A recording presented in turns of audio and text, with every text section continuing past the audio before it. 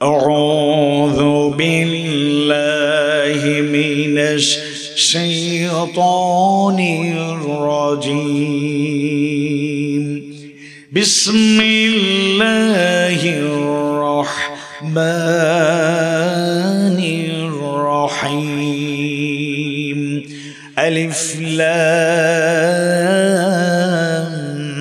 ميم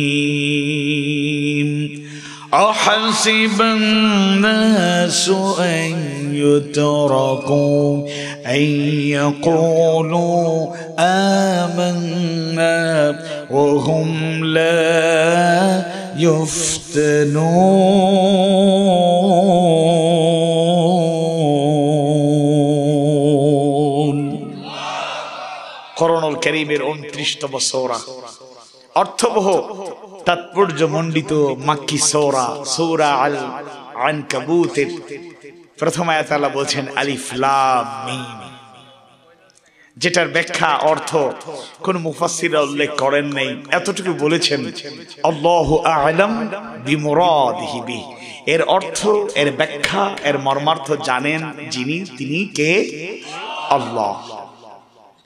দ্বিতীয় আয়াতে কারিমায় আল্লাহ তাআলা আবার জানায় দেন أحسب الناس أن يتركوا أن يقولوا آمنا وهم لا يفتنون أحسب الناس মানুষেরা কি মনে করে নিয়েছে, লোকেরা কি মনে করে নিয়েছে আইয়ুতরাকু তাদেরকে ছেড়ে দেয়া হবে, আইয়াকুলু তারা বলল আমান্না আমরা ঈমান এনেছি, ওয়া হুম লা ইফতানুন আর তাদেরকে কি পরীক্ষা করা হবে না।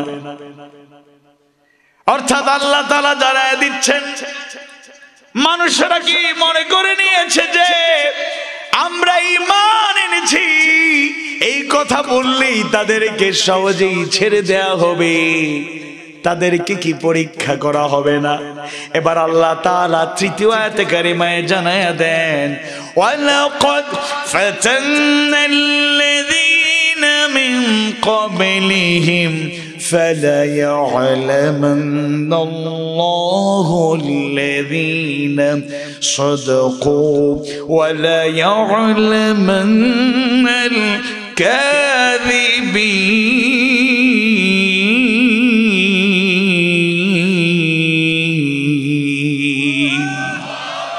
আর আমি তো তাদের পূর্ববর্তীদেরকে পরীক্ষা করেছি। পরীক্ষা যিনি করেছেন তিনি কে? আওয়াজ বাড়ি বলুন কে? আল্লাহ বলছেন তাদের পূর্ববর্তীদেরকে আমি পরীক্ষা করেছি, ফলে আল্লাহ অবশ্যই জেনে নেবেন কারা সত্য বলে এবং অবশ্যই তিনি জেনে নেবেন কারা মিথ্যাবাদী। আল্লাহু আকবার।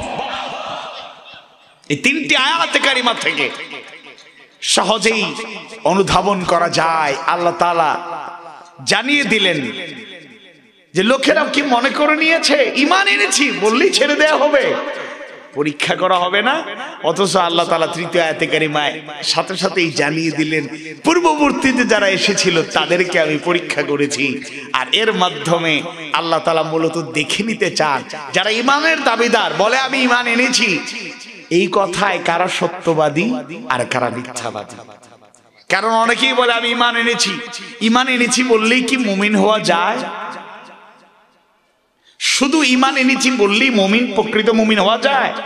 হ্যাঁ, ঘোষণার মাধ্যমে ঈমান আনতে হবে, এটা একটা অংশ, কিন্তু ঘোষণা দিয়ে যদি কাজে কর্মে যদি মুসলমান আপনি না হন তাইলে আপনি প্রকৃত মুসলমান হতে পারলেন না, প্রকৃত মুমিনের কাতারে শামিল হতে পারলেন না। খেয়াল করে শুনুন, দ্বিতীয় সূরা সর্ববৃহৎ সূরা মাদানী সূরা বরকতপূর্ণ সূরা সূরাতুল বাকারার ৮ নম্বর আয়াতে কারিমায় আল্লাহ তাআলা জানায়া দেন ওয়া মিনান নাসি মান ইয়াকুলু আমান্না বিল্লাহি ওয়া বিল ইয়াউমিল আখির ওয়া মা হুম বিমুমিনিন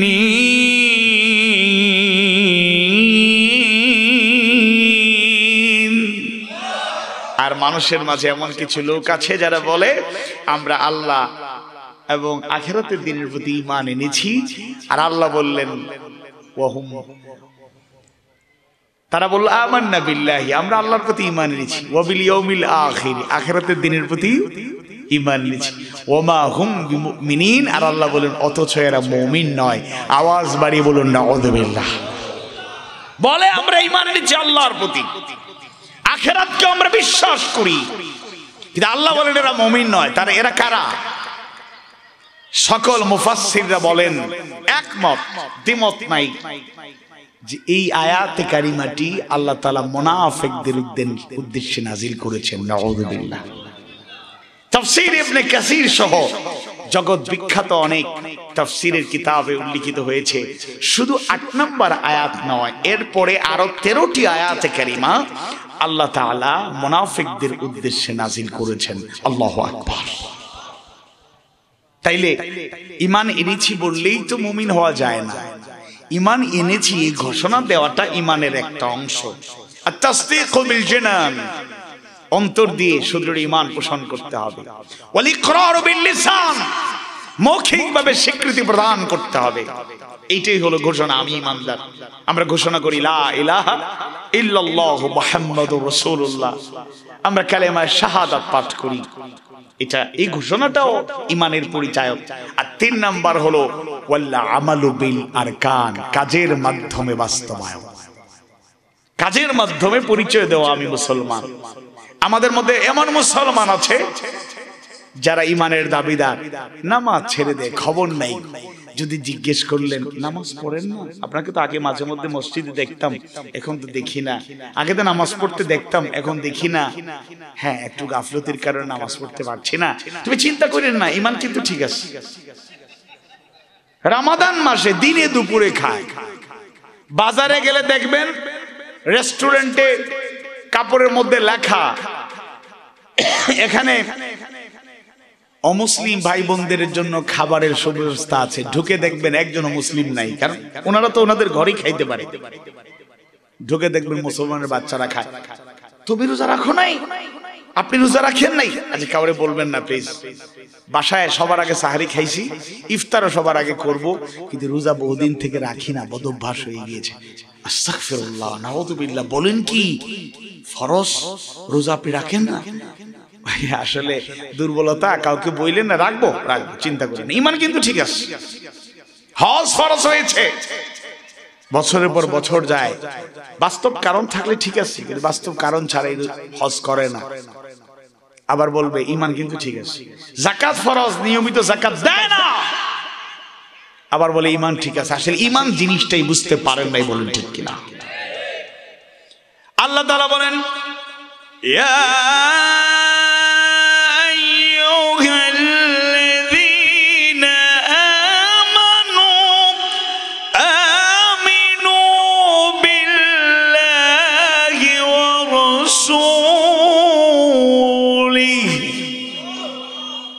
হে ঈমানদারগণ, তোমরা যারা ঈমান এনেছো, আমিনু বিল্লাহি ওয়া রাসূলিহি, আল্লাহ এবং তার রাসূলের প্রতি ঈমান আনো। ঈমানদারদের বলছেন ঈমান আনো। অনেক গুরুত্বপূর্ণ কথা, মনোযোগ দিয়ে শুনুন।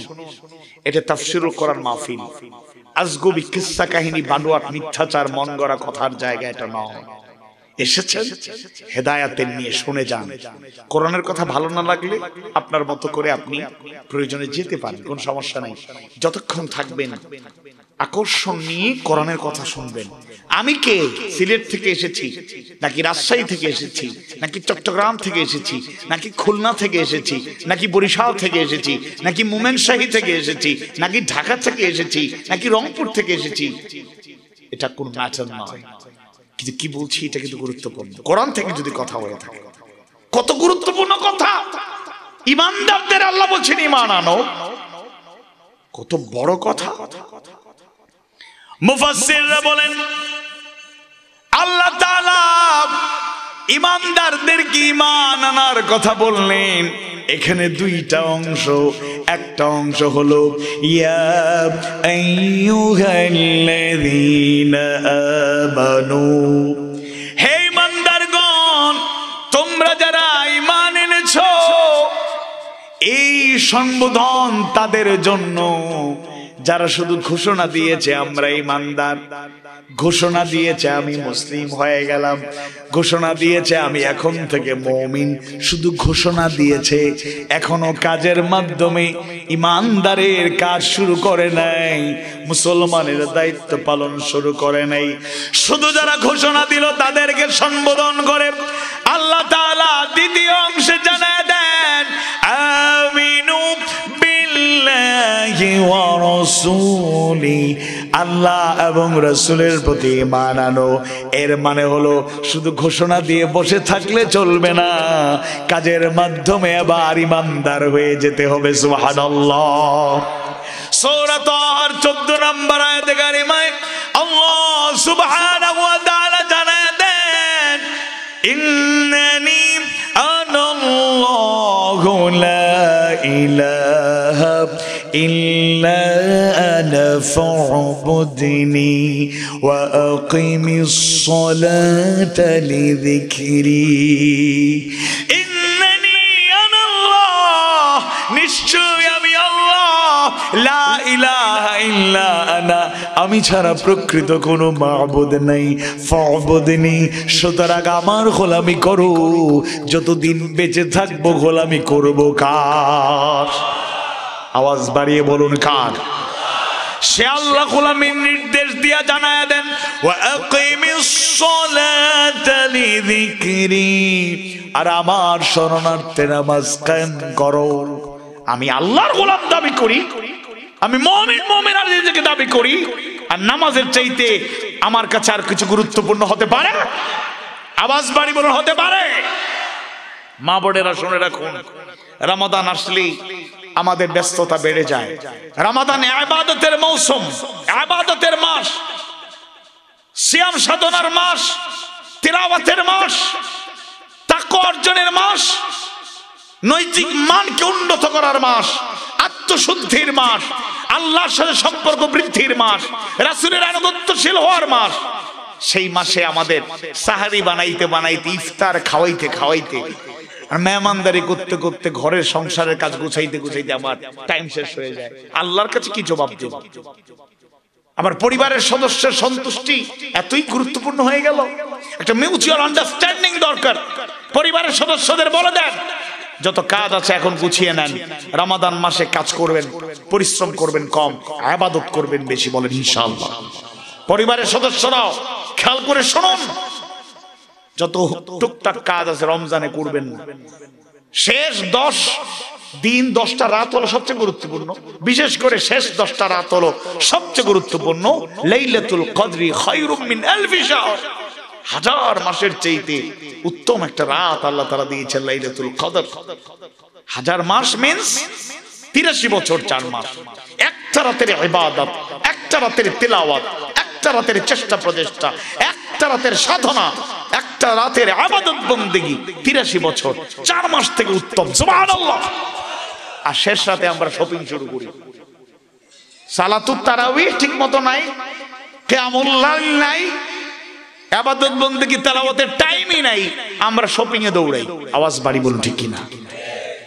আমি প্রয়োজনে, আমি নিজেই তো রোজার আগের দিন পর্যন্ত বাহিরে, 11 মাস পর্যন্ত বাহিরে। এই যে কালকে বের হয়েছি 14 দিনের জন্য, সিলেটে আর যাবো না ইনশাআল্লাহ। যদি কোনো কারণে কোনো মাহফিল স্থগিত হয়, আবহাওয়া খারাপ থাকে বা অসুস্থ হই, অথবা আল্লাহ তো দুনিয়ার থেকে নিয়ে যেতে পারে, কোনো গ্যারান্টি নেই, সেটা আলাদা কথা। এজন্য আমি নিজেই তো এটার আমল করা কঠিন হবে। পারলে যদি ঈদের কেনাকাটা কিছু টুকটাক করতে হয়, পারলে রোজার আগেই করে না। আল্লাহর ওয়াস্তে ইবাদত বন্দেগীর চাইতে, সিয়াম সাধনার চাইতে, কিয়ামুল লাইলের চাইতে, সালাতুত তারাবিহ এর চাইতে আমার যেন শপিং মার্কেটিং যেন গুরুত্বপূর্ণ না হয়, বলেন ঠিক কিনা? আমি ইমানদার দাবি করি, নামাজ ঠিকমতো পড়ি না। ইমানদার দাবি করি, রোজার হক আদায় করে রোজা রাখি না। কিছু লোক আছে সাহারি খাইয়া ঘুমালো, ফজরটাও পড়ে না। কিছু লোক আছে সাহারি খাইলে ফজর পড়লো, ঘুমালো, আসরের আগে টেনেও তোলা যায় না। সারা রাত জেগে থাকে, সারাদিন ঘুমায়, সারাদিন ঘুমাইয়ে রোজা কেটে গেল। তাইলে রোজা রাখার শিক্ষা আপনি কেমনে পাবেন? রোজা থেকে কিছু ফায়দা পাবেন আপনি? পাবেন না তো। কষ্ট সহিষ্ণুতা শিখবেন ঘুমাইয়া ঘুমাইয়া? হবে না। রমজান মাস কষ্ট করার মাস, পরিশ্রমের মাস। ইসলামের প্রথম বিজয় এসেছে রমাদান মাসে। বদরের প্রান্তরে প্রথম যুদ্ধ ফরজ করা হয়েছে রমাদান মাসে। আল্লাহু আকবার। আর আমরা রমজান মাসে অলসতায় কাটাই। আল্লাহ বুঝার তৌফিক দিন। ইমানদার শুধু মুখে বললে ইমানদার হবে না। এবার আসুন আজকে যে আলোচনাটা করতে চাই, ইমানের পথ কুসুমাস্তি না নয়, ইমানের পথ কণ্টকাকীর্ণ। ইমানের পথ কাঁটায় ঘেরা, ফুল বিছানো নয়, জেনেছি যখন ধৈর্য তখন দাও গো দয়াময়। ইমানের পথ কাঁটায় ঘেরা, ফুল বিছানো নয়, জেনেছি যখন ধৈর্য তখন দাও গো দয়াময়। এই তো আমার পরম চাওয়া, বাতিলের পথে কভু নিও না, নিও না, নিও না, নিও না, না তাগুতে পথে কভু নিও না। সবাই পড়ি আমিন, আওয়াজ বাড়িয়ে বলি আমিন। আল্লাহ যদি সহজে জান্নাত দিয়ে দেন, এটা আল্লাহ তাআলার খাস মেহেরবানি। কিন্তু ইমানের পথে পরীক্ষা আসবেই। অগণিত আয়াতে কারিমা সেটার প্রমাণ। যারা সোজা সবটা জান্নাতে পৌঁছে যাবেন স্বপ্ন দেখছেন, তাদেরকে আজকে এই আয়াতগুলো দিয়ে হাদিস সুন্নাহর আলোকে, রাসূলের জীবনী থেকে, সাহাবায়ে কেরামের জীবন থেকে, যুগে যুগে যারা ইমানের এই পথে টিকে ছিলেন, কষ্ট করে, দুঃখ করে, পরীক্ষা দিয়ে দিয়ে তাদেরই কথাগুলো স্মরণ করিয়ে দেব। একটাও বানানো কথা নয়। আপনারা শুনলে অধিকাংশ কথাই আপনাদের জানা, স্মরণ করিয়ে দেওয়ার চেষ্টা করব। কোরআনের আয়াতগুলো তেলাওয়াত করলে, তেলাওয়াত শুনলে ঈমান বাড়ে না কমে? আরো আসতে বলুন, বাড়ে না কমে? ওয়া ইযা তুলিয়াত আলাইহিম আয়াতুহু যাদাতহুম ঈমানা। সুবহানাল্লাহ বলেন। আমি আলোচনা করছি সূরা আল আনকাবুত থেকে। আনকাবুত অর্থ হচ্ছে মাকড়সা। আনকাবুত অর্থ কি? মাকড়সা। আপনারা মাকড়সাকে কি বলেন? আমরা সিলেটি ভাষায় কই মাখর, কোথায় বলে মেডুলি, এক জায়গায় শুনলাম মেরকুরি। আপনারা কি বলেন? মাখর, মাকড়সাই বলেন পুরা বাংলা ভাষা, কোনো পরিবর্তন নেই। আচ্ছা, একটু চিন্তা আসতে পারে যে আল্লাহ তাআলার আযীম এই কিতাব, এই কোরআনটা তো বিজ্ঞানময় কিতাব। ইয়াসিন ওয়াল কোরআনিল হাকীম। ইকরা, কোরআন হলো সকল সমস্যার সমাধান। আল্লাহ বলছেন তিবিয়ানাল লিকুল্লি শাই, সবকিছুর সুস্পষ্ট বর্ণনা কোরআনে আছে। সুবহানাল্লাহ। কি সমস্যায় ভুগছেন, আসুন কোরআনের কাছে। আমরা জানি না তাই দূরে দূরে থাকি, বুঝি না তাই কাছে আসি না। মানব সমস্যার সকল দিক এবং বিভাগের সমাধান দিতে পেরেছে কোরআনুল কারীম। আল্লাহু আকবার। সেই সূরা আনকাবুতের আনকাবুত নামকরণের কারণটা কি হতে পারে? এই সূরা হলো ওই সময়ের নাযিলকৃত সূরা। প্রকাশ্যে দাওয়াত শুরু হওয়ার পরে কঠিন একটা সিচুয়েশন তৈরি হয়ে গেল। যারা আল্লাহর গোলামি গ্রহণ করেন মুসলমানের কাতারে শামিল হয়ে যান। যারা আল্লাহর গোলামি গ্রহণ করে নেন, বিশ্বনবী সাইয়্যিদুল মুরসালিন মুহাম্মদুর রাসূলুল্লাহ সাল্লাল্লাহু আলাইহি ওয়াসাল্লামের জীবন আদর্শকে অনুসরণ করা শুরু করে দেন। নবী হিসাবে তাকে গ্রহণ করে নেন। তাদের উপর জুলুম, নির্যাতন, নিপীড়নের স্টিম রোলার চালানো হতো। কঠিন নির্যাতন, নিপীড়ন চলতো। একদিকে নির্যাতনের পাশাপাশি কাফের মুশরিকরা কূটকৌশল, ষড়যন্ত্র এমন ভাবে তৈরি করেছিল নতুন ইমানদার, দুর্বল যারা এখনো মজবুত ইমানদার হন নাই, তাদের মধ্যে কিছু ভীতি কাজ করছিল। কাফের মুশরিকরা একদিকে মারে, অন্যদিকে এমন ষড়যন্ত্র করছে আমাদের অস্তিত্ব মনে হয় সামনে থাকবে না। বলেন নাউযুবিল্লাহ। তিন ধরনের অবস্থা দেখা গেল। কাফের মুশরিকদের বাড়াবাড়ি বাড়তে থাকলো, জুলুম বাড়তে থাকলো, ষড়যন্ত্র বাড়তে থাকলো।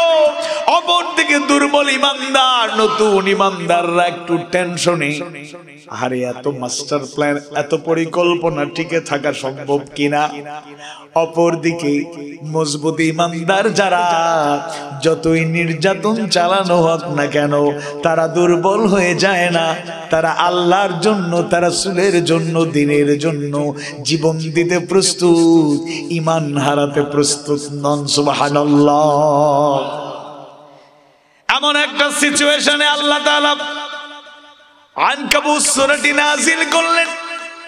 29তম সূরা, সূরা আল আনকাবুতের 41 নম্বর আয়াতে কারিমায় আল্লাহ তাআলা জানায়া দেন, মাসালুল লাযীনা ইত্তাখাযু মিন দুনিল্লাহি আউলিয়া কামাসালিল আনকাবুত اتخذت بيتا وإن أوهن البيوت لبيت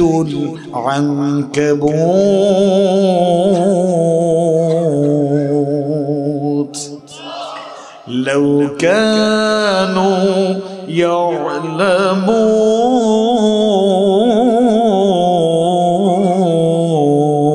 يعلمون। যারা আল্লাহ ছাড়া বহু অভিভাবক গ্রহণ করে, তাদের দৃষ্টান্ত মাকড়সার ন্যায়। আল্লাহু আকবার। যে ঘর বানায় এবং নিশ্চয়ই সবচেয়ে দুর্বল ঘর হলো মাকড়সার ঘর। যদি তারা জানত সবচেয়ে দুর্বল ঘর হলো মাকড়সার ঘর। ছোট্ট একটা বাচ্চা যদি একটু ফু দেয়, মাকড়সার ঘর আর খুঁজে পাওয়া যাবে? হালকা কিছু একটা দিয়ে যদি টোকা দেয়, সাথে সাথে সেটা ধ্বংস হয়ে যায়। আল্লাহ তাআলা এক নম্বরে কাফের মুশরিকদের সতর্ক করলেন, যারা ষড়যন্ত্র করছিল আল্লাহ তার রাসূল তার গোলামদের বিরুদ্ধে, যারা চক্রান্ত করছিল, নির্যাতন নিপীড়ন চালাচ্ছিল আর বরত্ব প্রকাশ করছিল, আল্লাহ তাআলা আনকাবুতের মাকড়সার ঘরের উদাহরণ দিয়ে তাদেরকে জানালেন, বাড়াবাড়ি করবা না, সতর্ক হয়ে যাও। তোমাদের উদাহরণ হলো মাকড়সার ঘরের মতো, জালের মতো। যেভাবে ঠুনকো, একইভাবে তোমরা যারা বাড়াবাড়ি করছো, ষড়যন্ত্র করছো, লম্পঝম্প করছো, আমি আল্লাহ যদি একটা ফয়সালা জানায়া দেই, সাথে সাথে তোমাদের অস্তিত্ব আর এক মুহূর্তের জন্য জায়গায় থাকতে পারে, আওয়াজ বাড়িব থাকতে পারে। আল্লাহ তাআলা দ্বিতীয়ত দুর্বল ইমানদারদেরকে লজ্জা দিলেন। দুর্বল ইমানদারদের লজ্জা দিয়া জানায়া দিলেন, আল্লাহর প্রতি ঈমান আনার পরে, রাসূলের প্রতি ঈমান আনার পরে, সত্য জানার পরও তোমরা কাফের মুশরিকদের ষড়যন্ত্র আর নির্যাতনে ভীত হয়ে গিয়েছো। অথচ সব ক্ষমতার আধার এক আল্লাহ, যার ফয়সালা কুন বলতে দেরি হতে পারে, ফায়কুন হতে দেরি হবে না, কার্যকর হতে দেরি হবে না। অপরদিকে আল্লাহ তাআলা তৃতীয়ত যারা আল্লাহর পথে টিকে থাকার মাধ্যমে জীবন দেয়, রক্ত দেয়, কষ্ট স্বীকার করে নেয়, ঈমান হারা হয় না, তাদের আশান্বিত করা হলো, চিন্তা করো না, টেনশন করো না, অপেক্ষা করো, জালেমদের জুলুম বেশি দিন নয়। ওইগুলো মাকড়সার জালের মতো, একটু টোকা দিলেই আল্লাহ আমি ফয়সালা যদি জানায়া দেই, মুহূর্তের মধ্যেই কিভাবে যে অস্তিত্ব বিলীন হয়ে যাবে তারা টেরও পাবে না। বলেন ঠিক কিনা? এই মাকড়সার উদাহরণ থেকে গোটা দুনিয়ার মুসলমানদের শিক্ষা নিতে হবে। আজকে ফিলিস্তিনে, কাশ্মীরে, চীনে, পৃথিবীর আনাচে কানাচে মুসলমানদের মধ্যে কিছু আছে মজবুত ইমানদার, যারা হাসি মুখে জীবন দিতে প্রস্তুত, ইমান বিকিয়ে দিতে প্রস্তুত নয়। আওয়াজ বাড়ি বলুন ঠিক কিনা। আর কিছু আছে কথায় কথায় মিনিটে মিনিটে ইমান বিক্রি করে। একটু হুঙ্কার পাইলেই শেষ, থ্রেট পাইলেই শেষ, কারাগারের ভয় দেখালেই শেষ, কিংবা দুনিয়াবি স্বার্থ সিদ্ধির জন্য, হালুয়া রুটির জন্য, সুযোগ সুবিধার জন্য লেবাসধারী আলেম নামধারী লোকেরা পর্যন্ত ইমান বিকিয়ে দেয়। বলেন ঠিক কিনা। আওয়াজ বাড়িয়ে বলুন ঠিক কিনা। এই জন্য 1 নম্বরে গোটা দুনিয়ায় যারা বাড়াবাড়ি করছে, সীমালঙ্ঘন করছে, তাদের জেনে রাখা উচিত আল্লাহ হচ্ছেন কাহার, আল্লাহ জব্বার, আল্লাহ সকল ক্ষমতার অধিকারী। তিনি সুযোগ দেন, ঢিল দেন। বেশি বাড়াবাড়ি করা উচিত নয়। যখন টান দিবেন, ফয়সালা জানায় দেবেন, অস্তিত্ব মুহূর্তের মধ্যে বিলীন হয়ে যাবে। বলেন ঠিক কিনা। আব্রাহা বিশাল বাহিনী নিয়ে এসেছিল কাবা ঘরকে ধ্বংস করতে পেরেছিল? কথা বলেন না কেন? পেরেছিল। প্রতিবাদ করার মতো দুঃসাহসী লোকেরা ছিলেন না। হানিফ সম্প্রদায়ের লোক আব্দুল মুত্তালিবরা তাদের প্রস্তুতি আর বিশাল বাহিনী দেখে তাদের কাবাঘরের মালিকের কাছে ফরিয়াদ করলেন। তখনও সুনির্দিষ্টভাবে তো আল্লাহ নবী পাঠায়া পরে পরিচয়টা ভালো করে দিলেন। এই লোকদের ঈমান ছিল, কিন্তু যেহেতু সুস্পষ্ট ধারণা তাদের ছিল না, সংখ্যা ছিল কম, তারা কাবার মালিকের কাছে ফরিয়াদ করছিলেন, হে পবিত্র ঘরের মালিক, তুমি ঘরকে রক্ষা করো। তারা আড়ালে আবডালে চলে গেলেন, দোয়া করতে থাকলেন, আর আল্লাহ তার ঘরকে রক্ষণাবেক্ষণ করলেন। আল্লাহু আকবার। বিশাল বাহিনী ধ্বংস করার জন্য আরেকটা হাতির বাহিনী পাঠানোর কোনো প্রয়োজন হয় নাই। ওয়া আরসালা আলাইহিম তায়রান আবাবিল, ছোট ছোট পাখি প্রেরিত হলেন, আর কঙ্কর নিক্ষেপ করে করে মুহূর্তের মধ্যেই, কম সময়ের মধ্যেই আব্রাহার দাম্ভিকতা ধনুর সাথে মিশে গেল, অস্তিত্ব বিলীন হয়ে গেল। আওয়াজ বাড়ি বলা ঠিক কিনা। আজকে আমেরিকার প্রেসিডেন্ট কিংবা বড় বড় রাষ্ট্রপ্রধানরা লম্বা লম্বা কথা বলে, আচ্ছা তাদের ক্ষমতা কি আপনারা মনে করেন ফেরাউনের ধারে কাছে যাবে? ফেরাউন নিজেকে রব মনে করত, বলতো আনা রব্বুকুমুল আ'লা, আমি তোমাদের বড় রব। সেই ফেরাউনের ক্ষমতা কি আছে? নমরুদ, আবু জেহেল আছে, উতবা সাহেবা আছে? নাই। সুতরাং এই মেসেজগুলো ওয়ার্ল্ড ওয়াইড সব জায়গায় মেসেজ যাওয়া দরকার।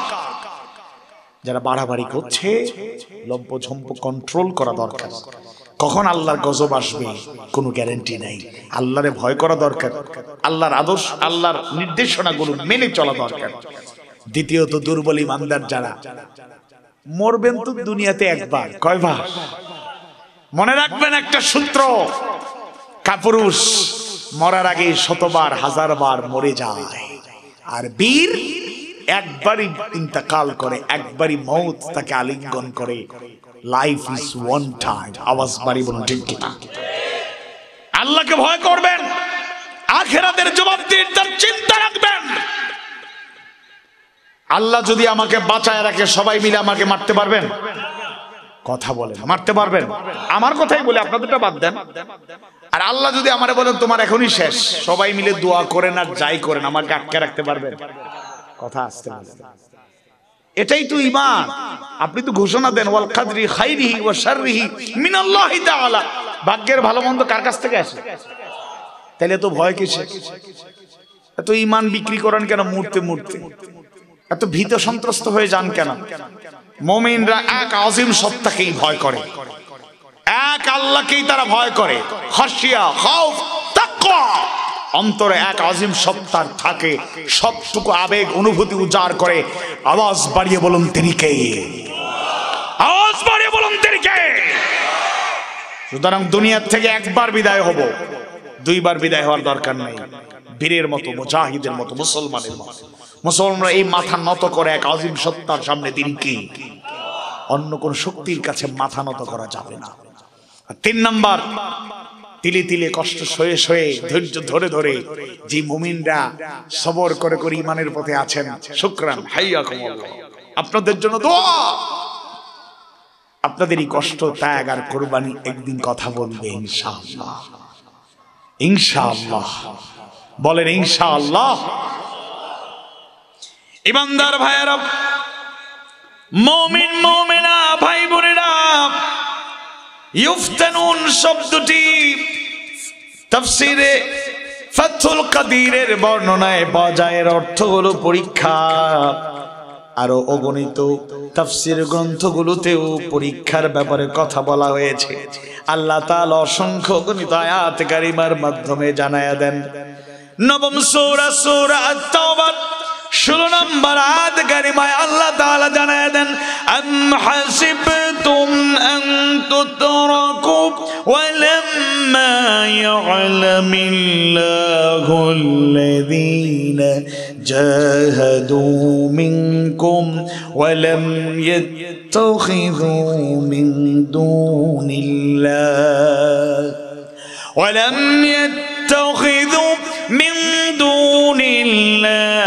ولا رسوله ولا المؤمنين وليجة والله خبير بما تعملون।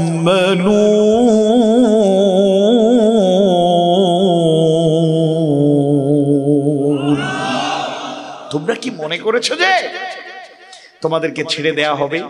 অথচ এখন আল্লাহ যাচাই করে নেননি যে তোমাদের মধ্যে কারা জিহাদ করেছে এবং কারা আল্লাহ তার রাসূল এবং মুমিনগণ ছাড়া কাউকে বন্ধুরূপে গ্রহণ করেনি। আর তোমরা যা করো আল্লাহ সে সম্পর্কে সম্যক জ্ঞাত, সবকিছু জানেন যিনি, তিনি কে? আওয়াজ বাড়িয়ে বলুন কে? তৃতীয় সূরা আলে ইমরানের 142 নম্বর আয়াত কারিমায় আল্লাহ সুবহানাহু ওয়া তাআলা জানায় দেন, আম হাসিবতুম আন তাদখুলুল জান্নাতা ওয়া লাম্মা ইয়া'লামিল্লাহুল্লাযীনা জাহাদু মিনকুম ওয়া ইয়া'লামাস সাবিরিন। তোমরা কি মনে করো যে তোমরা জান্নাতে প্রবেশ করবে? আল্লাহ বলছেন তোমরা কি মনে করো যে জান্নাতে প্রবেশ করবে? অথচ আল্লাহ এখনো জানেননি তাদেরকে যারা তোমাদের মধ্যে জিহাদ করেছে এবং জানেননি কারা ধৈর্যশীল। সুবহানাল্লাহ। অসংখ্য গণিত আয়াতে কারিমা এরকম বর্ণনা রয়েছে। আসুন একটু প্র্যাকটিক্যাল আলোচনায় যাই। ঈমানের পথে যারাই চলতে চেয়েছেন তাদের উপর দুঃখ কষ্ট যাতনা এসেছে নাকি আসে নাই? এসেছে নাকি আসে নাই? মজবুত ঈমানদার যারা শুনে রাখুন, মুমিন মুমিনা ভাই বোনেরা শুনে রাখুন, মা বোনেরা ভালো করে শুনে রাখুন। মা বোনদেরকে ওলামায়ে কেরাম উৎসাহ দেন, 4টি কাজ করলে আপনারা জান্নাতে যাবেন, এতগুলো কাজ করলে জান্নাতে যাবেন, এই কাজটি করলে জান্নাতে যাবেন, সহজ করে বলেন। এটা উৎসাহ দেওয়ার জন্য, ওইগুলিও জান্নাতে যাওয়ার জন্য, পাথেও কোনো সন্দেহ নাই। কিন্তু মনে রাখতে হবে, মনে রাখতে হবে, ইতিহাস জানতে হবে, অতীতে মা বোনদেরকেও দিনের জন্য শহীদ হতে হয়েছে, রক্ত দিতে হয়েছে, কষ্ট করতে হয়েছে। বলেন ঠিক কিনা? ইসলাম গ্রহণ করলেন ইয়াসির পরিবার। হযরত ইয়াসির, আম্মার, সুমাইয়া রাদিয়াল্লাহু আনহুম ঈমান আনলেন। আবু জেহেলরা তাদেরকে নির্যাতন নিপীড়ন করলো, আঘাতের পর আঘাত করে আর বলে আল্লাহকে ভুলে যাও, মুহাম্মদকে ছেড়ে দাও, তোমাদেরকে আর কষ্ট দেব না। কেমন নির্যাতন করেছিল নিঃসন্দেহে কারো অজানা নয়। এবং এই পরিবারের মধ্য থেকেই প্রথম ইসলামের জন্য শহীদ যিনি হয়েছিলেন হযরত সুমাইয়া রাদিয়াল্লাহু আনহা। জোরে কোন সুবহানাল্লাহ। আল্লাহ রাসূলের মিশনকে বাস্তবায়ন করতে আখেরি উম্মতদের জন্য প্রথম যিনি নজির স্থাপন করে গেলেন, শহীদ হলেন, আল্লাহ রাসূলের সাহাবীদের মধ্যে প্রথম শহীদ হচ্ছেন পুরুষ সাহাবী নন, মহিলা সাহাবী হযরত সুমাইয়া। সুবহানাল্লাহ। হযরত সুমাইয়া রাদিয়াল্লাহু আনহাকে নির্যাতনের পর নির্যাতন চালানো হয়। আবু জেহেল নির্যাতন করে হুঙ্কার দেয়, আল্লাহকে ভুলে যাও, মুহাম্মদকে ভুলে থেকে সরাতে পারে না, ইমান থেকে সরাতে পারে না। ইমানের পথে অটল অবিচল থাকেন হযরত সুমাইয়া রাদিয়াল্লাহু আনহা। আবু জেহেল নির্যাতনের পাশাপাশি আল্লাহ তার রাসূলকে নিয়ে আপত্তিকর মন্তব্য করলো, গালি দিল। সুমাইয়া রাদিয়াল্লাহু আনহা নির্যাতন সহ্য করেছেন, আল্লাহ তার রাসূলকে নিয়ে আপত্তিকর মন্তব্য গালি বরদাস্ত করতে পারেন নাই। তিনি রাগ করে আবু জেহেলের মুখে থুতু নিক্ষেপ করলেন। আবু জেহেলের রাগ কয়েক গুণ বেড়ে গেল। বল্লম হাতে তুলে নিল, বর্ষা হাতে তুলে নিল। পৃথিবীর ইতিহাসে নির্মম পাশবিক কায়দায় হযরত সুমাইয়া রাদিয়াল্লাহু আনহার লজ্জাস্থান দিয়ে বর্ষা বল্লম ঢুকিয়ে নির্মম পাশবিক কায়দায় হযরত সুমাইয়া রাদিয়াল্লাহু আনহাকে দুনিয়া থেকে বিদায় করলো। তিনি শাহাদাতের পেয়ালা পান করলেন। এক মুহূর্তের জন্য ঈমান হারা হয়ে যান নাই। সুবহানাল্লাহ। তিনি শহীদ হওয়ার আগে গোটা পরিবারের উপর যখন নির্যাতন চালানো হয়, আল্লাহর রাসূল একদিন পাশ দিয়ে হেঁটে যাচ্ছেন, ইয়াসির পরিবারের উপর নির্যাতন চালানো হয়। আল্লাহ রাসূল ওই সময় প্রতিবাদের আয়াত পান নাই। আল্লাহ তাআলা যুদ্ধের আয়াত নাজিল করেন নাই, প্রতিবাদের আয়াত নাজিল করেন নাই। ফসবির সবরন জামিলা, ধৈর্যের আয়াতগুলো বারবার অবতীর্ণ হয়েছে। ইয়াসির পরিবারের উপর নির্যাতন চলছে, আঘাতের আওয়াজ শোনা যায়, ইয়াসিরের কান্নার আওয়াজ শোনা যায়, আম্মারের কান্নার আওয়াজ শোনা যায়, সুমাইয়ার কান্নার আওয়াজ শোনা যায়। কাছ দিয়ে যাচ্ছেন আল্লাহর রাসূল, প্রতিবাদ করেন নাই, যেহেতু আল্লাহ নির্দেশ দেন নাই। শুধু আওয়াজ করে তাদেরকে সান্ত্বনা দিয়ে বললেন, সবরান আলা ইয়াসির, সবরান আলা ইয়াসির। হে ইয়াসির পরিবার, ধৈর্য ধারণ করো। ইয়াসির পরিবার, ধৈর্য ধারণ করো। ফাইন্না মাউইদাকুমুল জান্নাহ। সান্ত্বনা দিয়ে বললেন, ইয়াসির পরিবার ধৈর্য ধারণ করো, তোমাদের ঠিকানা জান্নাত, তোমরা হবে জান্নাতের বাসিন্দা। বলেন আল্লাহু আকবার। কেমন নির্যাতন নিপীড়ন করা হয়েছে, কিন্তু ঈমানের পথ থেকে এক মুহূর্তের জন্য সরানো যায় নাই।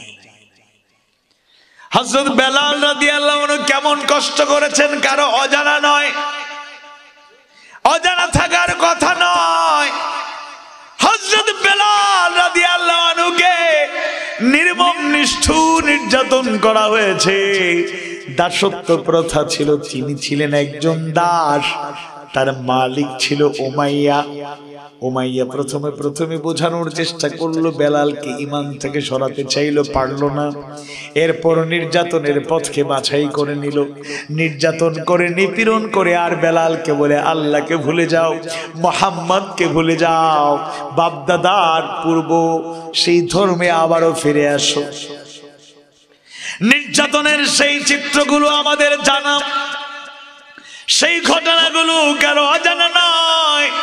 মরুভূমির উত্তপ্ত বালুর উপরে বেলালকে শোয়া রাখা হতো।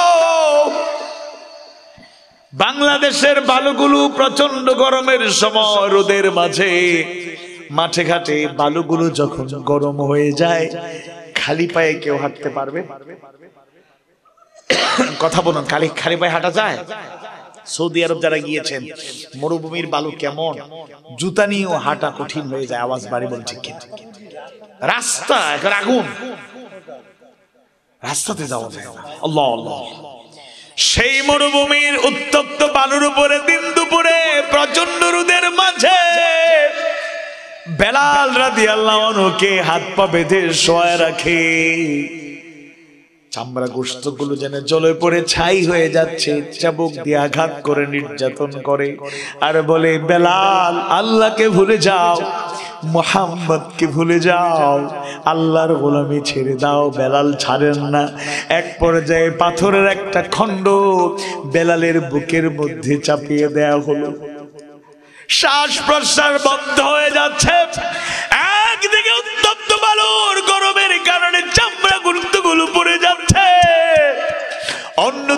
বুকের উপর পাথর চাপায় দেওয়ার কারণে শ্বাস প্রশ্বাস বন্ধ হয়ে যাচ্ছে। এমত অবস্থায় বেলালকে জিজ্ঞেস করা হয়, বেলাল এখনো কি আল্লাহকে ভুলতে পারবে না? এখনো কি মুহাম্মদকে ভুলতে পারবে না? বেলালের জবান যেন বন্ধ, কথা বলা কষ্টকর। শাহাদাত আঙ্গুলে একটু শক্তি পেয়েছেন, আকাশের দিকে উঁচু করলেন। এক আঙ্গুল শাহাদাত আঙ্গুল উঁচু দিয়ে মূলত সাক্ষ্য দিচ্ছেন তিনি আল্লাহ এক। আর জবানে যখন একটু শক্তি পেয়েছেন, একটা শব্দ কয়েকবার উচ্চারণ করে তিনি অজ্ঞান হয়ে পড়ে গেলেন। সেই শব্দটা ছিল আহাদ, আহাদ, আহাদ। এর মানে তিনি ঘোষণা করলেন, কুল হুয়াল্লাহু আহাদ, আল্লাহুস সামাদ, লাম ইয়ালিদ ওয়া লাম ইউলাদ ওয়া লাম ইয়াকুল লাহু কুফুয়ান আহাদ। আল্লাহু আকবার। বেলাল এত কষ্ট করেন, আল্লাহ রাসূলের সাথে বেলালের দেখা হয়ে গেল। আল্লাহ রাসূল বেলালকে সান্ত্বনা দিতে গিয়ে বললেন, কারণ বেলালকে যতই মারে না কেন বেলাল আহাদ আহাদ বলেন, আল্লাহ এক, আল্লাহ এক, আল্লাহ এক বারবার বলেন। আল্লাহ রাসূলের সাথে মজলুম সাহাবী বেলালের দেখা হয়ে গেল। আল্লাহ রাসূল সান্ত্বনা দিয়ে বললেন, আহাদুন ইউনজিক, হে বেলাল, আহাদুন ইউনজিক। আহাদ মানে এক আল্লাহ, ইউনজিক তোমাকে মুক্ত করবেন, নাজাত দেবেন। জোরে কোন সুবহানাল্লাহ। আল্লাহ রাসূল চলে আসলেন, কারণ আল্লাহ রাসূল ওয়াদা করলে ওয়াদা কি কখনো ভঙ্গ করেছেন? করেন নাই। কিভাবে তিনি মুক্ত হবেন? আবার দেখা হয়ে গেল তার প্রিয় সাহাবী আবু বকর সিদ্দিক রাদিয়াল্লাহু আনহুর সাথে। আবু বকরের সাথে দেখা হওয়ার পরে ব্যাখ্যা দিয়া সরাসরি বলেন নাই। আবু বকরের সাথে দেখা হওয়ার পরে মনে কষ্ট, বেলালের জন্য কষ্ট। আবু বকরকে উদ্দেশ্য করে বললেন, ইয়া আবা বকর, হে আবু বকর রাদিয়াল্লাহু আনহু, ইন্না বিলালান, নিশ্চয়ই বেলাল, ইউআযিবু ফিল্লাহ, আল্লাহর জন্য আযাব ভোগ করছে, শাস্তি ভোগ করছে। আল্লাহ রাসূল সরাসরি আবু বকরকে নির্দেশ দিতে পারতেন, আবু বকর আমার বেলাল আর কত মার খাবে, আবু বকর আমার বেলাল আর কত নির্যাতিত হবে। এই কথা না বলে ইশারায় বললেন, হে আবু বকর, নিশ্চয়ই বেলাল আল্লাহর জন্য শাস্তি ভোগ করছে, কষ্ট করছে, নির্যাতন সয়ে গিয়েছে। আবু বকরের বুঝতে বাকি নাই, আল্লাহ রাসূলের ইঙ্গিত তিনি বুঝতে পারলেন। উমাইয়ার সাথে সাক্ষাৎ করলেন, তার শর্ত অনুযায়ী তিনি একজন মুসলিম দাসকে মুক্ত করে দিলেন। যাওয়ার সময় তার জন্য দামি একটা চাদর নিয়ে গেলেন, হাদিয়া দিলেন, এবং তার শর্ত অনুযায়ী স্বর্ণ মুদ্রা তার হাতে তুলে দিয়া বেলালকে মুক্ত করলেন। আবু বকর সিদ্দিক, জুড়ে বলেন সুবহানাল্লাহ, আওয়াজ বাড়িয়ে বলুন সুবহানাল্লাহ। তিনি আবু বকরকে মুক্ত করা, বেলালকে মুক্ত করলেন। বেলালের মুক্তির পরে ওমর ইবনুল খাত্তাব রাদিয়াল্লাহু আনহু খুশি হয়ে বললেন, আবু বকরিন সাইয়্যিদুনা, আবু বকর হচ্ছেন আমাদের নেতা। সুবহানাল্লাহ বলেন। আবু বকর হচ্ছেন আমাদের নেতা। ওয়া আ'তাকা সাইয়্যিদানা, আর তিনি মুক্ত করেছেন আমাদের আরেক নেতাকে। জোরে কোন আল্লাহু আকবার। ইয়ানি বিলাল। ওমরের মতো এত প্রতাপশালী, ক্ষমতাধর, এত সম্মানিত, এত মর্যাদার অধিকারী লোক, তিনি বেলালকে বলছেন তিনি আবু বকর আমাদের নেতা, আর তিনি মুক্ত করেছেন আমাদের আরেক নেতাকে। জোরে কোন সুবহানাল্লাহ। বেলাল হচ্ছেন হাবশে গোলাম ছিলেন, কালো মানুষ ছিলেন, সামাজিক স্ট্যাটাস ছিল না, কিন্তু ওমরের মতো সম্মানিত ব্যক্তি বলেছেন মুক্ত করেছেন আমাদের নেতাকে, মানে বেলাল আমাদের নেতা। আল্লাহু আকবার। ইসলাম মানুষের মর্যাদা দিয়েছে। কে বড় বংশের লোক আর কার কোনো বংশ পরিচয় নাই, কে মিলিনিয়ার ভিলিনিয়ার কোটিপতি লাখপতি আর কে রিকশাওয়ালা ভ্যানওয়ালা শ্রমিক মেহনতি মানুষ, এই ভেদাভেদ ইসলাম ভেঙে দিয়েছে। ওমরের মতো লোক বেলালকে বলছেন ওয়া তাকা সাইয়্যিদানা, আর আমাদের নেতাকে মুক্ত করেছেন। নেতা হচ্ছেন বেলাল। সুবহানাল্লাহ। কালো মানুষ কিন্তু তাকওয়ার গুণে গুণান্বিত। ইসলাম চেহারা দেখে, জ্ঞান গরিমা দেখে, যোগ্যতা দেখে, বংশমর্যাদা দেখে, টাকা পয়সা দেখে, অর্থবিত্ত আর এগুলো দেখে মূল্যায়ন করে না। আল্লাহর কাছে মূল্যায়ন কার বেশি? আল্লাহ বলেছেন ইন্না আকরামাকুম ইনদাল্লাহি আতকাকুম, সবচেয়ে বেশি সম্মানিত হবে সেই ব্যক্তির আল্লাহর কাছে যারা তাকওয়ার দিক থেকে সবচেয়ে এগিয়ে। সুবহানাল্লাহ। ঈমানের পথ সহজ নয়। আর একটা গুরুত্বপূর্ণ উদাহরণ যেটা আল্লাহ তাআলা গোটা দুনিয়ার মুমিনদের জন্য, মুমিনাদের জন্য দলিল হিসেবে পেশ করলেন। 66 নম্বর সূরা তাহরীমের 11 নম্বর আয়াতে কারিমায় আল্লাহ তাআলা জানায়া দেন আউযু বিল্লাহি মিনাশ শাইতানির রাজীম ওয়া দারাবাল্লাহু মাসালান লিল্লাযীনা আমানু امرأة فرعون إذ قالت رب ابن لي عندك بيتا في الجنة ونجني من فرعون وعمله ونجني من القوم الظالمين।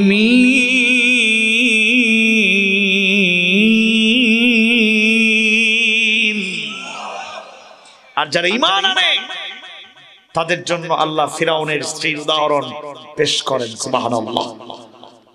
সুবহানাল্লাহ বলেন।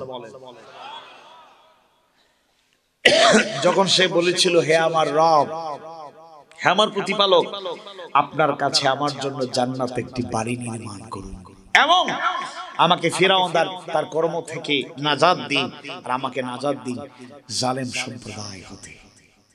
সবাই একবার বলি আমিন, আওয়াজ বাড়ি বলি আমিন। ফেরাউনের স্ত্রীর নাম কি ছিল? আসিয়া। সুবহানাল্লাহ। আল্লাহু আকবার। কিয়ামত পর্যন্ত মুমিন মুমিনার ঈমানকে যদি ধরে রাখতে হয়, চেতনাকে যদি শানিত রাখতে হয়, হযরত আসিয়ার উদাহরণ যুগ যুগ ধরে কিয়ামত পর্যন্ত মুমিন মুমিনাদেরকে প্রেরণা যোগাবে। ফেরাউনের দাপটে পৃথিবী কেঁপেছে, লোকেরা থরথর করে কেঁপেছে। যারা ঈমান আনে পৃথিবী থেকে বিদায় করতে চায় ফেরাউন। কত ক্ষমতাধর। অবশেষে ফেরাউন খবর পাইলে তার ঘরের মধ্যেই তো ঈমান এনে তার স্ত্রী, কত প্রিয়তমা স্ত্রী ঈমান এনেছে। সুবহানাল্লাহ বলেন। ফেরাউন যখন খবর পেয়ে গেল তার প্রিয়তমা স্ত্রী আসিয়া ঈমান গ্রহণ করেছে, বোঝানোর চেষ্টা করলো, ভালোবাসা দিয়ে, আন্তরিকতা দিয়া হযরত আসিয়া উল্টো তাকে দাওয়াত দিলেন আর সেই পথটাই সত্য জানাইয়া দিলেন। এক পর্যায়ে ফেরাউন দেখলো সরানো সম্ভব নয়, এবার হুমকি দিল, ধমকি দিল, ভয় দেখালো। ঈমান আনার কারণে কেমন করে নির্যাতন চালানো হয়, ঈমান আনার কারণে কেমন নির্যাতন করে পৃথিবী থেকে বিদায় করা হয়, হযরত আসিয়া নিজে অবলোকন করেছে। আসিয়াকে হুঙ্কার দেয়, তুমি আমাকে সিজদা করো, আমার অনুগত থাকো, আল্লাহকে বাদ দাও। হযরত আসিয়ার বলিষ্ঠ ঘোষণা, যিনি বুঝি আল্লাহর গোলামি গ্রহণ করেছি, এই জীবন তার জন্য জীবন বিলায় দেব। এক মুহূর্তের জন্য আল্লাহ ছাড়া কারো সামনে মাথা নোয়ানো যাবে? মাথা নোয়ানো যাবে? মাথা নোয়ানো যাবে? ফেরাউন এবার কঠিন পথ বেছে নিল, হযরত আসিয়াকে নির্যাতন শুরু করলো।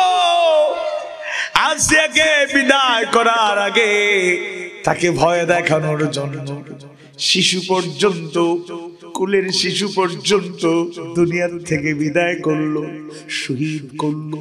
উত্তপ্ত তেলের মধ্যে জীবন্ত শিশুকে নিক্ষেপ করে দুনিয়ার থেকে বিদায় করার চেষ্টা করলো, ভয় দেখালো। কিন্তু আসিয়াকে ভয় দেখানো গেল না। নির্যাতন করা হয়, ঈমান হারা করা যায় না। নির্যাতন করা হয়, ঈমান হারা করা যায় না। যতই জুলুম চালানো হোক না কেন, আল্লাহর গোলামীর ঘোষণা অব্যাহত থাকে। এক পর্যায়ে ফেরাউন হুঙ্কার দিয়ে বলল, আসিয়া, দুনিয়ার থেকে অত্যন্ত কঠিন ভাবে তোমাকে বিদায় করব।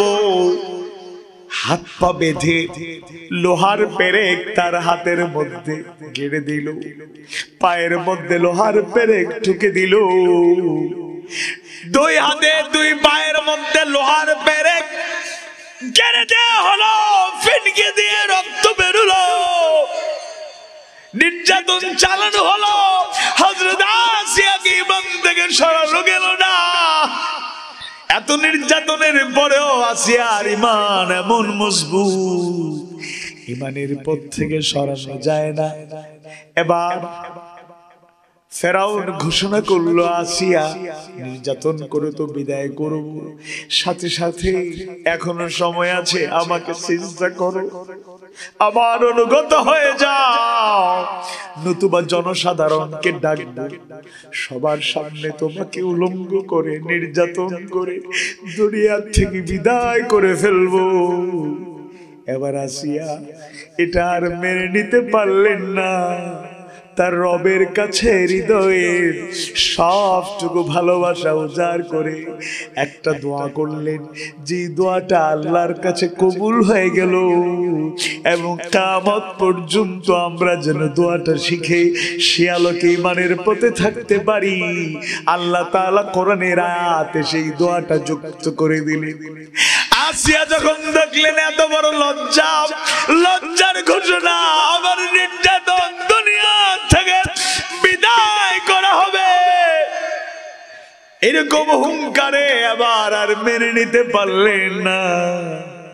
রবের কাছে ফরিয়াদ করলেন, রব্বি বিনিলি ইনদাকা বাইতান ফিল জান্নাহ। আল্লাহু আকবার। আল্লাহর সাথে কেমন প্রেম থাকা দরকার, আল্লাহর সাথে আমাদের চাওয়া কেমন হওয়া দরকার, হযরত আসিয়া শিখায় গেলেন।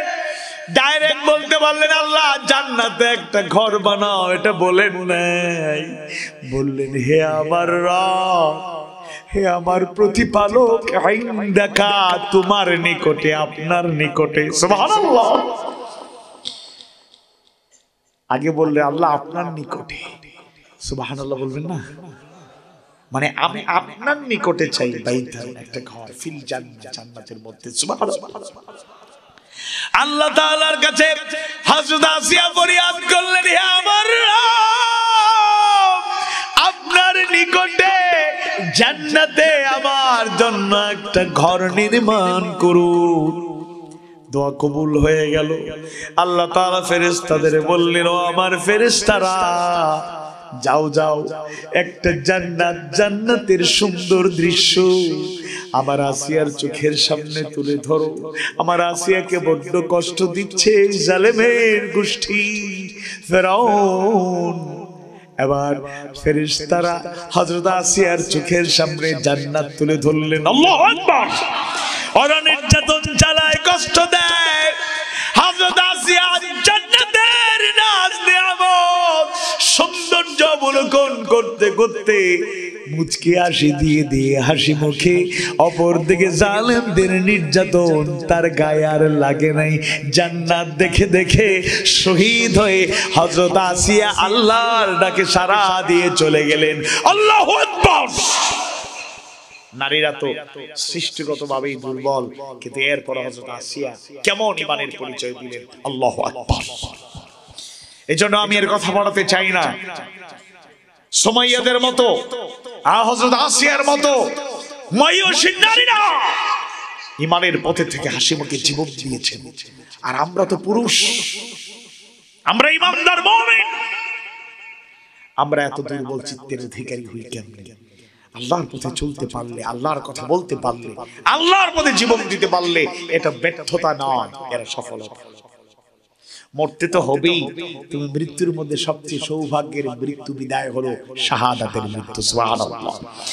মরতেই হবে যখন শহীদি মরণ দিও আমাকে, মরতেই হবে যখন শহীদি মরণ দিও আমাকে। শাহাদাত জানি শুধুই জীবন, শাহাদাত জানি শুধু জীবন, সে জীবন দিও আমাকে, মরতেই হবে যখন শহীদি মরণ দিও আমাকে। সবাই পড়ি আমিন। মনে রাখবেন আল্লাহ বলেছেন ওয়ালা তাকুলু লিমান ইউকতালু ফি সাবিলিল্লাহি আমওয়াত বাল আহইয়াউ ওয়ালাকিন লা তাশউরুন। আল্লাহর পথে যারা নিহত হয় তাদেরকে মৃত বলো না, বরং তারা জীবিত, তোমরা বুঝতে পারো না। আল্লাহু আকবার। আমরা নবী রাসূলের ইতিহাস যখন পড়ি, সাহাবায়ে কেরামদের ইতিহাস যখন পড়ি, শহীদদের ইতিহাস পড়ি, চোখের সামনে যেন জল করে সেই দৃশ্যগুলো আমাদের চোখের সামনে যেন ধরা দেয়, মনে হয় যেন এখনো তারা জীবিত। আমরা হযরত হামজাকে দেখি নাই রাদিয়াল্লাহু আনহু, আমিরুশ শুহাদা, তার চেহারার চিত্র হয়তো আমাদের চোখের সামনে ভাসে না, কিন্তু তার ঘটনাগুলো শুনলে মনে হয় যেন আমরা সচক্ষে তা অবলোকন করছি, যেন তিনি এখনো জীবিত মনে হয়। আল্লাহু আকবার। সর্বশেষ একটা আয়াত স্মরণ করিয়ে দিয়ে শেষ করতে চাই। আল্লাহ পরীক্ষা করবেন, কি কি দিয়ে পরীক্ষা করবেন অসংখ্য আয়াতে বলেছেন। স্পেশালি 2 নম্বর সূরা সূরাতুল বাকারার 155 নম্বর আয়াতে কারিমা আল্লাহ কি কি দিয়ে পরীক্ষা করবেন, এবং এইগুলোর পরীক্ষা বর্তমানে আমরা দিচ্ছি, দিতে হবে ইনশাআল্লাহ। হতাশ হয়ে গেলে চলবে না। আল্লাহ তাআলা জানায় দেন وَلَنَبْلُوَنَّكُمْ بِشَيْءٍ مِّنَ الْخَوْفِ وَالْجُوعِ وَنَقْصٍ مِّنَ الْأَمْوَالِ وَالْأَنفُسِ وَالثَّمَرَاتِ وَبَشِّرِ الصَّابِرِينَ।